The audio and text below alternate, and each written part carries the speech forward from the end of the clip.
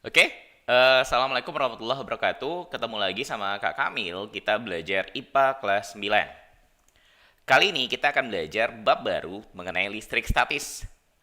Pada bab ini kita akan belajar 6 bagian utama. Yang pertama, kita akan belajar tentang konsep dasar dari listrik statis. Yang kedua, kita akan belajar tentang gaya listrik, lalu kita belajar tentang medan listrik, kemudian ada potensial listrik, terus ada kelistrikan pada saraf manusia, terus terakhir ada kelistrikan pada hewan. Nah, di video ini kita akan belajar tentang konsep dasar dari listrik statis. Apa itu listrik statis?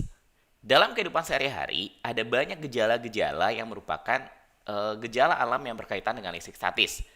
Contohnya, misalkan petir. Tapi bukan petir ini. Ini Chidorinya Sasuke, cuma ada di film Naruto. Petir yang ini. Oke. Nah, petir itu adalah salah satu contoh gejala listrik statis. Bagaimana terjadinya petir? Ini nanti akan kita bahas di akhir video ini. Atau contoh lainnya, mungkin kalian pernah melakukan percobaan sendiri di rumah. Balon digosok-gosokkan ke rambut, nanti ketika balonnya ditarik, rambutnya ternyata juga ikut ke atas. Rambutnya tertarik oleh balonnya. Nah, ini juga contoh dari listrik statis. Nah, apa itu listrik statis? Kita bisa artikan listrik statis itu sebagai gejala-gejala kelistrikan yang terjadi karena ketidakseimbangan muatan pada benda. Gejala-gejala kelistrikan ini contohnya kayak tadi, adanya cahaya petir atau rambut yang tertarik pada balon. Itu yang kita sebut dengan gejala-gejala kelistrikan. Atau bisa juga diartikan sebagai kumpulan muatan listrik yang tidak mengalir dan dapat menimbulkan gejala-gejala kelistrikan. Nah, dari dua pengertian ini, kita bisa simpulkan kalau listrik statis itu terjadi gara-gara muatan listrik, gara-gara ketidakseimbangan muatan. Apa itu muatan? Untuk memahami muatan secara lebih detail, kita harus belajar dari paling dasar, yaitu dari konsep atom. Pernah mendengar kata atom? Atom itu adalah unit terkecil penyusun materi. Setiap zat, setiap benda, apapun bendanya, termasuk tubuh kita, kalau kita potong-potong-potong-potong, oke? Kalau kita ambil bagian-bagian paling kecilnya, maka unit paling kecil, unit terkecilnya itu adalah atom. Oke? Atom berbentuk seperti ini. Dia berbentuk seolah seperti bola. Nanti kalian akan belajar ini lebih detail di bagian khusus yang ngebahas tentang atom. Nah, atom terdiri dari beberapa bagian. Yang pertama, ada bagian yang disebut sebagai neutron, netral. Di gambar ini kalambangkan dengan warna merah, bulat berwarna merah yang ada di tengah-tengah ini. Kenapa disebut neutron? Gara-gara dia netral, tidak memiliki muatan. Terus bagian kedua, ada proton. Proton juga berada di tengah, ini memiliki muatan positif. Neutron dan proton bergabung membentuk inti atom karena mereka berada di tengah-tengahnya atom. Terus di bagian luar, di kulitnya, itu terdapat bagian yang selalu bergerak melingkari inti atom. Nah, bagian ini kita sebut sebagai elektron. Dan dia bermuatan negatif. Oke? Elektron ini selalu bergerak. Dia berada di kulit atom dan selalu bergerak mengelilingi inti. Nggak pernah berhenti. Terus karena dia berada di kulit, maka sangat mudah bagi elektron untuk berpindah. Berpindah dari satu atom ke atom lainnya. Oke? Nah, perpindahan elektron inilah yang nanti akan mengakibatkan adanya muatan pada benda. Ada benda yang bermuatan positif dan ada benda yang bermuatan negatif. Terjadi gara-gara perpindahan elektron. Nah, pada dasarnya, setiap atom memiliki jumlah elektron yang sama dengan jumlah proton. Oke? Sehingga normalnya setiap benda itu berada dalam kondisi netral karena muatan positif dan muatan negatifnya jumlahnya sama. Namun benda yang netral, misalkan ini ada sapu tangan, itu standarnya memiliki jumlah muatan positif dan jumlah muatan negatif yang nilainya sama, gara-gara proton dan elektronnya jumlahnya sama. Namun, dia bisa menjadi benda yang bermuatan positif atau benda bermuatan negatif. Gara-gara yang pertama, kalau seandainya benda yang netral ini melepaskan elektronnya, akibatnya elektronnya pergi, sehingga jumlah protonnya akan lebih banyak daripada jumlah elektron yang ada di dalam sekarang. Muatan positifnya lebih banyak daripada jumlah muatan negatif. Nah, benda yang seperti ini kita sebut benda bermuatan positif. Muatan positifnya lebih banyak daripada muatan negatifnya.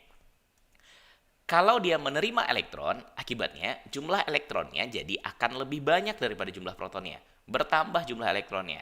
Akibatnya, benda yang seperti ini kita sebut sebagai benda yang bermuatan negatif. Karena muatan negatifnya lebih banyak daripada muatan positifnya. Jadi ini penyebab terjadinya muatan pada benda. Gara-gara melepas elektron atau menerima elektron. Kalau dia melepas elektron, maka dia akan menjadi muatan positif. Kalau benda menerima elektron, maka akan menjadi muatan negatif. Oke? Terus bagaimana caranya agar elektron itu bisa berpindah dari satu benda ke benda lainnya? Ada dua cara utama. Yang pertama dengan cara disentuhkan, yang kedua dengan cara digosok. Misalkan, kita punya sebuah penggaris plastik yang netral, jumlah proton dan elektronnya sama, muatan positif dan negatifnya jumlahnya sama. Dan rambut. Agar terjadi perpindahan elektron, kita bisa menggosok penggaris plastik ke rambut. Ketika kita gosokkan, maka akan terjadi nanti perpindahan elektron. Masalahnya, elektronnya berpindah dari mana ke mana? Dari penggaris ke rambut atau dari rambut ke penggaris?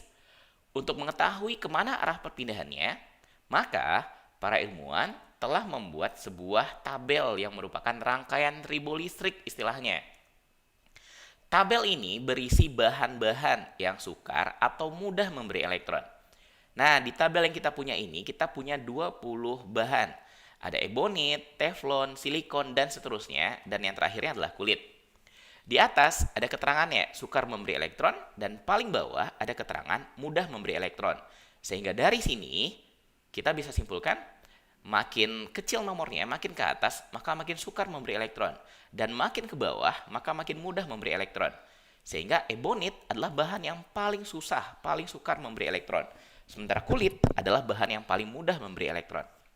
Nah, tadi kita menggosok penggaris yang terbuat dari plastik dengan rambut. Penggaris plastik ada di nomor 5, rambut ada di nomor 18. Sehingga dari sini bisa kita simpulkan rambut akan lebih mudah memberi elektron. Oke? Dibandingkan plastik. Jadi, ketika tadi plastik kita gosok-gosok ke rambut, maka akan terjadi perpindahan elektron. Dari mana? Dari rambut ke penggaris plastik. Karena tadi penggaris plastik ini nomor 5 urutannya, rambut nomor 18. Sehingga rambut lebih mudah memberikan elektron. Oke? Nah, karena elektron berpindah dari rambut ke plastik, akibatnya pada penggaris plastik jumlah muatan negatifnya lebih banyak. Sehingga penggaris sekarang bukan lagi netral, tapi menjadi benda yang bermuatan negatif. Dan rambut, muatan positifnya jadi lebih banyak. Elektronnya berkurang, akibatnya muatan positifnya lebih banyak daripada muatan negatif. Sehingga rambut menjadi benda yang bermuatan positif. Oke? Contoh lainnya, misalkan kita punya kaca yang netral dan sebuah kain sutra yang juga netral. Ketika kita gosokkan kain sutra ke kaca, maka akan terjadi perpindahan elektron. Masalahnya sama, dari mana ke mana? Kita lihat tabel tadi lagi. Kaca dan sutra. Kaca berada di nomor 19, sementara sutra berada di nomor 15. Sehingga kaca akan lebih mudah memberi elektron dibandingkan sutra. Jadi ketika tadi kaca kita gosok dengan sutra, maka akan terjadi perpindahan elektron dari kaca ke sutra. Oke? Akibatnya, jumlah muatan negatif pada kaca berkurang, positifnya lebih banyak daripada negatifnya, sehingga kaca menjadi benda yang bermuatan positif. Sementara kain sutra, karena tadi mendapatkan elektron dari kaca, sekarang jumlah elektronnya jadi makin banyak. Jumlah elektronnya atau jumlah muatan negatifnya lebih banyak daripada positif, sehingga kain sutra akan menjadi benda yang bermuatan negatif. Oke? Nah, ini ada contoh soal UN pada tahun 2019, tahun pelajaran 2018-2019. Seorang siswa melakukan percobaan untuk membuktikan adanya listrik statis pada sisir plastik dan batang kaca. Sisir plastik digosokkan ke rambut dan batang kaca digosokkan ke kain sutra. Proses pemuatan listrik yang terjadi adalah, ini ada tabelnya. Ini bendanya, terus kemudian apa yang terjadi? Apakah bendanya kehilangan elektron atau menerima elektron? Yang pertama, sisir plastik digosokkan ke rambut. Ada rambut sama sisir plastik. Sesuai dengan yang tadi kita bahas, ketika sisir plastik digosokkan ke rambut, maka elektron berpindah dari rambut ke sisir plastik. Rambut akan kehilangan elektron, sisir plastik akan menerima elektron. Akibatnya, rambut bermuatan positif, sisir plastik bermuatan negatif. Sesuai dengan yang tadi kita bahas. Kemudian ada kaca yang digosok ke kain sutra. Kaca digosok ke kain sutra. Kemana perpindahan elektronnya? Elektron berpindah dari kaca ke kain sutra. Oke? Sehingga kaca bermuatan positif, kain sutra bermuatan negatif. Jadi jawaban yang benar yang mana? Yang C. Sisir plastik menerima elektron dari rambut, kain sutra menerima elektron dari batang kaca. Jadi jawabannya adalah C. Oke? Nah, sebelum kita akhiri video ini, tadi seperti yang Kak bilang, di akhir video kita akan ngebahas bagaimana proses terjadinya petir. Oke? Pernah belajar tentang siklus air? Air di daratan sama lautan itu menguap. Nanti di udara membentuk awan. Awan nanti diterbangkan oleh angin menuju daratan, sehingga nanti turun hujan. Nah, ketika awan bergerak ditiup oleh angin, terjadi gesekan. Gesekan antara awan dengan udara, dan gesekan antara awan dengan awan lainnya. Dan seperti yang tadi kita pelajari, ketika terjadi gesekan, maka bisa terjadi perpindahan elektron. Oke? Terjadi perpindahan elektron, terjadi perpindahan elektron antara awan satu dengan awan lainnya. Sehingga ada awan yang bermuatan negatif dan ada bagian pada awan yang bermuatan positif. Nah, biasanya pada sebuah awan yang sangat besar, kalau di IPS atau di geografi ini disebut sebagai awan cumulonimbus, awan yang nanti menimbulkan badai, hujan yang sangat lebat, bahkan badai, atau mungkin badai petir. Bagian bawahnya itu dan bagian atasnya jaraknya sangat jauh. Bagian bawah itu diisi oleh uap-uap air yang sangat berat dan umumnya bermuatan negatif. Sementara bagian atas diisi oleh uap-uap air yang bermuatan positif. Nah, bumi, ini yang hijau ini adalah bumi. Bumi itu netral. Sebenarnya netral.